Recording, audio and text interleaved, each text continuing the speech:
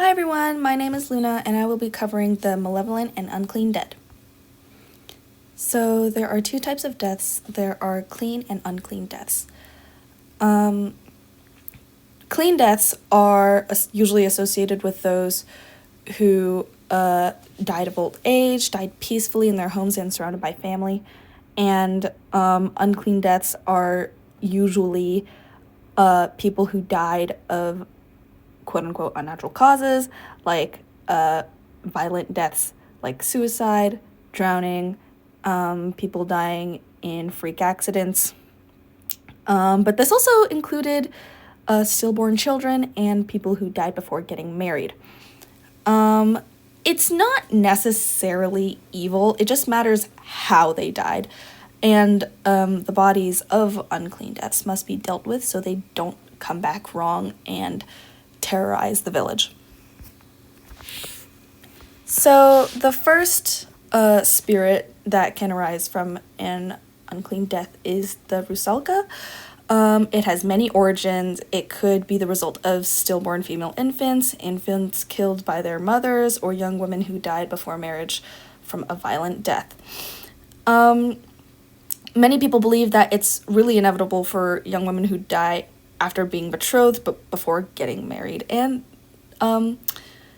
they are not mermaids.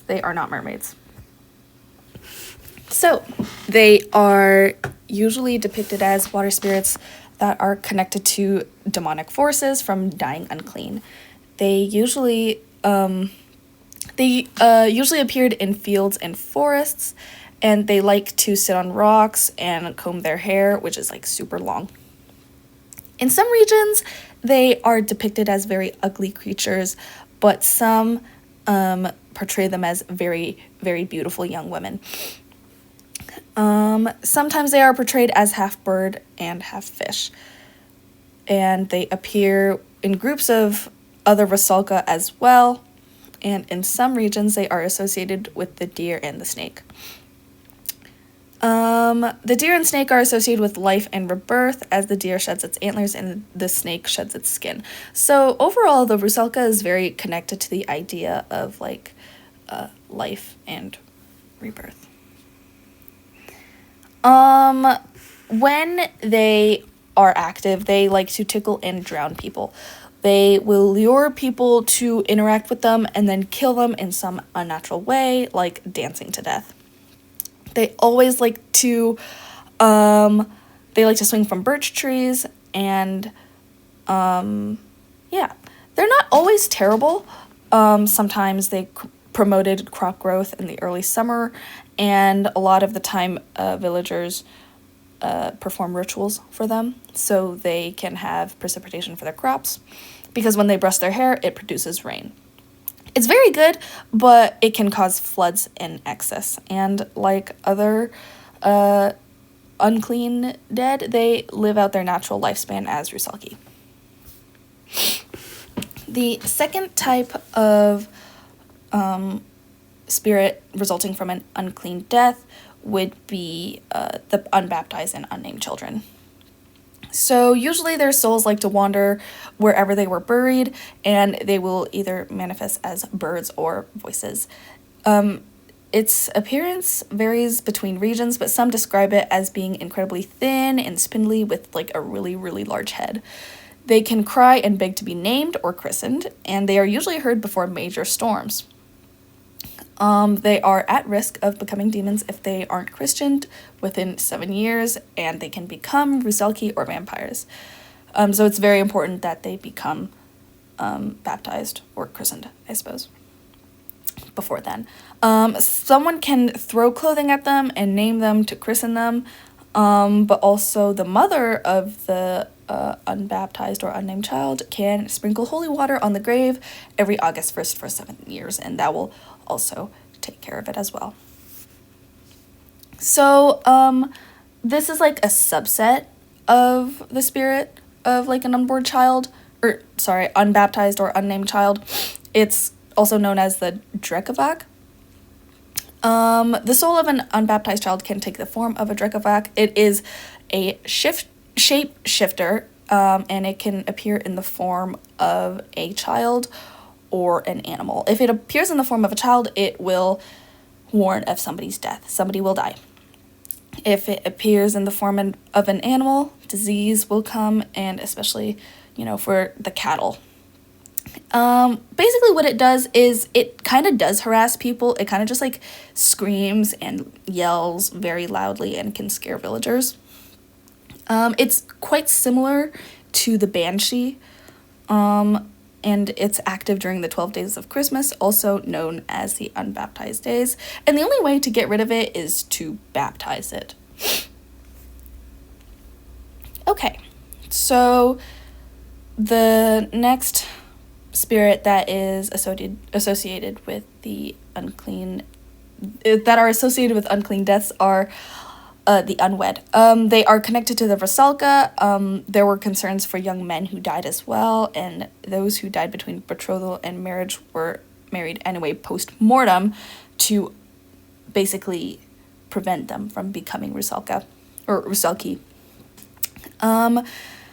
The ceremony is also known as the Wedding of the Dead, and unlike your standard funeral, happy wedding songs and flowers would be a part of the ceremony, and it was more like a wedding than a funeral. If the spouse was alive, they would mourn their dead fiancé. Okay. The last unclean spirit that I will get to is the vampire. It wasn't officially known as the vampire until religious changes in the 1300s. When the Austro-Hungarian Empire occupied the Slavic Balkans, they reported back about Serbian villagers killing the corpses suspected of causing illness and catastrophe. It is now formally known as the vampire, like the vampire that you see in media and movies and video games. But the East Slavic vampire, the Upir, it's different. Usually it arises from suicide victims, witches, cursed people, or badly buried people who returned as vampires. People believed this because of limited scientific knowledge at the time.